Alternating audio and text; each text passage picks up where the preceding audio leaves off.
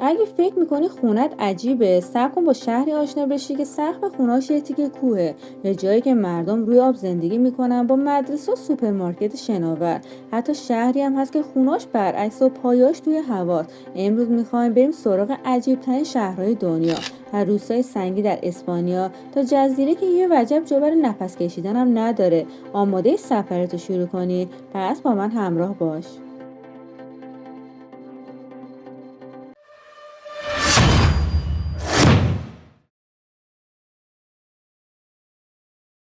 معبد آویزان هوشان. معبد آویزان هوشان واقعا یکی از عجیبترین و جالبترین جاهایی که توی دنیا دیده میشه. این معبد روی صخره‌های بلند کوه هنشان در چین ساخته شده، اون هم نه روی زمین بلکه تقریبا توی هوا، حدود 75 متر بالاتر از سطح زمین. و وقتی بهش نگاه میکنی حس میکنی که هر لحظه ممکنه بیفته، ولی قرنهاست که سر جاش مونده. ماجرا از این قراره که حدود 1500 سال پیش یک راهب تصمیم میگیره این معبد اون بالا بسازه، شاید برای اینکه هم به آسمون نزدیکتر باشه، هم از شلوغی و جنگ و درگیری هم دور بمونه. معبد با تیرهای چوبی به صخره وصل شده، ولی این چوب‌ها اونقدر ماهرانه و دقیق نصب شده که تا امروز هنوز پابرجاست. یه نکته جالب دیگه هم اینه که این معبد فقط برای یک مذهب ساخته نشده. بودایی‌ها، تائوئیست‌ها، کنفوسیوسی‌ها، هر سه تاشون اینجا عبادت میکردن. کمتر جایی تو دنیا پیدا میکنی که سه تا مذهب بزرگ کنار هم باشن اینطوری با هم بسازن. دیدن این معبد همه تجربه فرهنگیه، همه جور حس شگفت‌زدگی از اینکه آدما چطور تونستن همچین چیزی رو با دستای خودشون رو بدون تکنولوژی مدرن بسازن. خلاصه اینکه اگه یک روز گذر به چین افتاد، اینجا از اون جاهاییه که نباید دست بدی.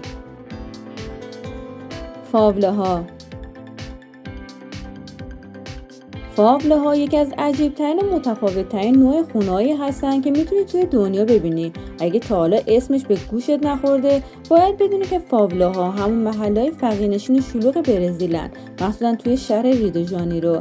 این خونه‌ها معمولا بدون برنامه‌ریزی شهری، خیلی فشرده و چسبیده به هم روی تپه‌ها ساخته شدن و از دور که نگاه می‌کنی انگار یه تیکه رنگی نامرتب از شهر به دیوار کوه چسبیده. چیزی که فاوله ها رو عجیب می‌کنه فقط شکل و فرم ساختموناشون نیست، بلکه نحوه زندگی توی اونهاست. مردم این خونه‌ها رو خودشون ساختن، آجر روی آجر، بدون نقشه یا مهندس. با اینکه از نظر اقتصادی سطح پایینی دارن، ولی توی همین خونه‌های ساده زندگی جریان داره. موسیقی، فرهنگ، غذاهای خاص و یه حس قوی از جامعه و با هم بودن. فاوله‌ها پر از تضادن. از یک طرف ممکنه خطرناک باشن، چون بعضیشون تحت کنترل باندهای خلافکارن، ولی از طرف دیگه آدمایی که اونجا زندگی میکنن خیلی مهمون نواز و مهربونن و یه دنیای واقعی و زنده‌ای برای خودشون ساختن. دیدن فاوله‌های تجربه عجیبه، نه فقط از نظر ظاهری، بلکه از نظر اینکه چطور آدما با کمترین امکانات تونستن یه سبک زندگی خاص برای خودشون درست کنن. سیتین دیلاس بودگاس. سیتین دیلاس بودگاس یه شهر کوچیک و عجیب توی جنوب اسپانیاه که خونه‌هاش با همه جای دنیا فرق دارن. اینجا انگار آدما تصمیم گرفتن به جای اینکه سنگو از دل کوه بکنن و یه خونه بسازن، بیان خونه‌هاشون رو زیر همون سنگ‌ها بنا کنن. بعضی از خونه‌ها کاملا زیر صخره عظیم قرار گرفتن، طوری که سقف‌های خونه‌شون یه تیکه سنگه و واقعا انگار طبیعت خودشو انداخته وسط خونه. شاید تو فکر کنی همچین جای تاریک و ترسناکه، ولی برعکس، خیابون سیتین پر از زندگی و رنگه. کافه و مغازه‌ها درست زیر صخره‌ها هستن و آدما خیلی عادی اونجا زندگی میکنن، انگار که یه تیکه کوه بالا سرشونه. این صخره‌ها باعث شده تو تابستون هوا خنک بمونه و زمستون هم زیاد سرد نشه. یه جور سیستم طبیعی تهویه هواه. عجیب‌تر از همه اینه که این خونه‌ها نسل به نسل حفظ شدن و هنوز مردم توشون زندگی میکنن. اصلا این ترکیب بین معماری انسانی و طبیعت خیلی خاصه، انگار به جای جنگیدن با طبیعت باهاش کنار اومدن. اگه یه روزی بخوای یه جای متفاوت و خاص ببینی، ستینر همون جایی که باید بری. یه شهر زیر سنگ ولی پر از زندگی. روستای شناور در گامبوج.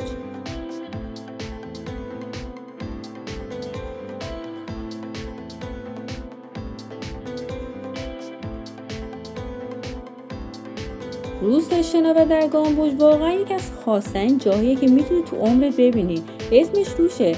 خونه‌های روی آب ساخته شدن، نه کنار رودخونه، بلکه روی درشه تونل ساخت. این خونه‌ها روی بشکه یا چوب‌های شناور سوار شدن و مثل قایق روی آب حرکت میکنن. یعنی وقتی سطح آب بالا و پایین میره، کل روستا هم باهاش جابجا میشه. آدما تو این خونه‌ها مثل هممون زندگی میکنن، غذا درست میکنن، بچه‌هاشون رو مدرسه میفرستن و حتی مغازه و کلیسا هم دارن. همه چی روی آب، انگار یه شهر کوچیک و اما واقعی که قایق به جای ماشین توش استفاده میشه. زندگی توی روستا آسون نیست، چون همه چی وابسته به شرایط طبیعیه.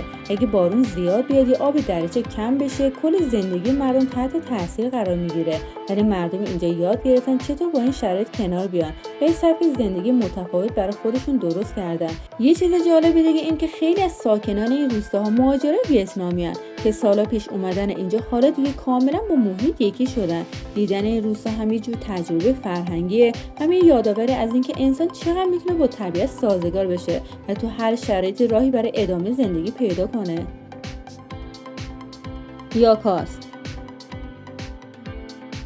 یاکاس یکی از اون خونه‌های عجیبیه که وقتی عکسش رو می‌بینی اولش فکر می‌کنی یه شوخی یا اثر هنریه. این خونه تو کشور لهستان ساخته شده و چیزی که کاملا باعث شده معروف بشه اینه که کاملا وارون است. یعنی سقفش روی زمین و پایه‌هاش روی هوا، انگار یه خونه رو گرفتن و برعکس گذاشتن روی زمین. ماجرا از این قراره که یه گروه هنرمند و معمار لهستانی تصمیم گرفتن با این ایده متفاوتی یک فضای خاص درست کنن که توجه همه رو جلب کنه. این خونه فقط ظاهرش برعکس نیست، داخلش هم همه چیش وارونه است. مبل، میز، لوستر، حتی تلویزیون همه به سقف چسبیدن. وقتی واردش میشی حس میکنی سرت گیج میره، چون مغزت نمیتونه سره با این وضعیت کنار بیاد. یاکاس فقط یه خونه نیست که مردم تو زندگی کنن، در واقع یه جور جاذبه توریستیه. آدما میان اونجا عکس میگیرن و تجربه متفاوت دارن و چند دقیقه دنیای وارونه رو تجربه میکنن. هدف از ساختش هم فقط سرگرمی نبوده. بعضیا میگن که این خونه یه جور پیام داره، اینکه دنیای امروز چقدر عجیب و وارونه شده و آدما باید بیشتر فکر کنن. چه باهاش موافق باشی چه نباشی،